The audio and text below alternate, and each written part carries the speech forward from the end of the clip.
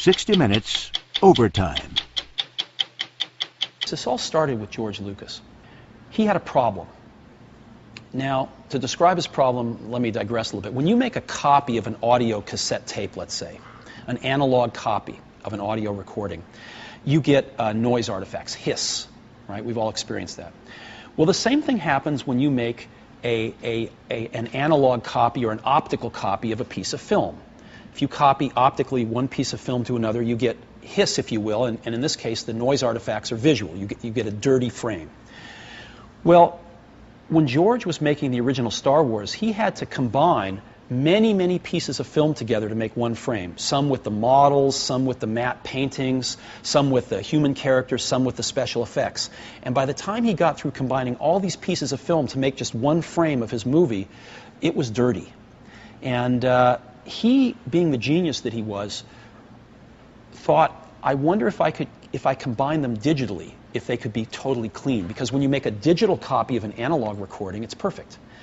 And it turns out if you make a digital copy of a piece of film, it's perfect. Sharper, clearer. Sharper, clearer, without the noise artifacts. So George hired this guy named Ed Catmull, who was at the New York Institute of Technology, to come out and build a computer group for him and to figure out how to solve this problem. And they did. And George was the first one to ever do this. And after this problem was solved, George decided that he'd solved this problem, and he decided he would sell this computer group.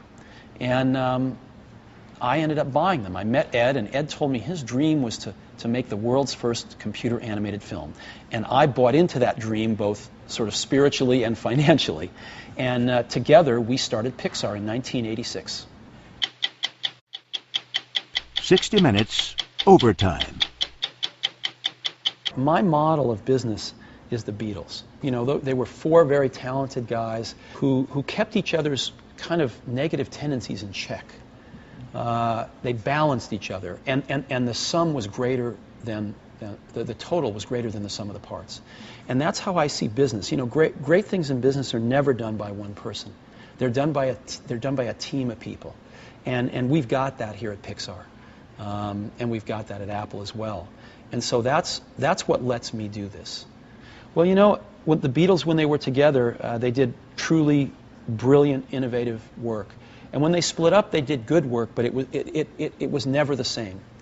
And I see business that way too. It's really always a team. 60 Minutes Overtime. Well, as a person, what's your biggest strength? I've been very lucky in meeting incredibly talented people and hanging out with them.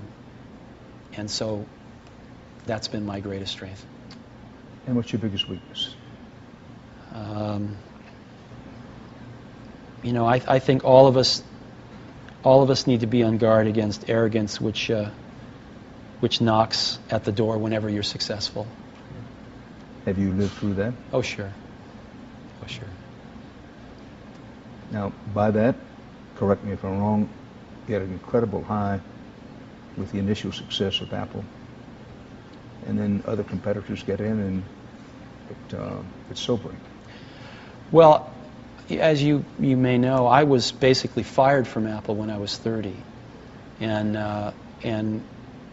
was invited to come back 12 years later. So that was difficult when it happened, but maybe the best thing that ever happened to me. There wouldn't be a Pixar if that hadn't happened. And so, you know, you move on, life goes on, and you learn from it. We're at the end here, but you were fired from Apple when you were 30. Asked to come back when you were, what, 42? Mm-hmm. Did you think at that moment how sweet it is? No, I thought at that moment, what a circle of life. You know, life is just always mysterious and surprising, and you never know what's around the next corner. So. 60 Minutes Overtime. Thank you. Thanks for coming today. Let's talk about Steve Jobs, the person. Thank you. What drives you, Steve Jobs? I like working with people that make products that will get used or experienced by a lot of people. where you have a chance to in a very small way, influence how things go, influence the way people look at a product or maybe even the world in a small way. And I'm very lucky I get to do that at Apple. That's what it looks like. Very thin. You know, I still believe that the computer business is in its infancy, that there's a tremendous amount of innovation that's going to be coming out. I'm optimistic as to the future of the computer business.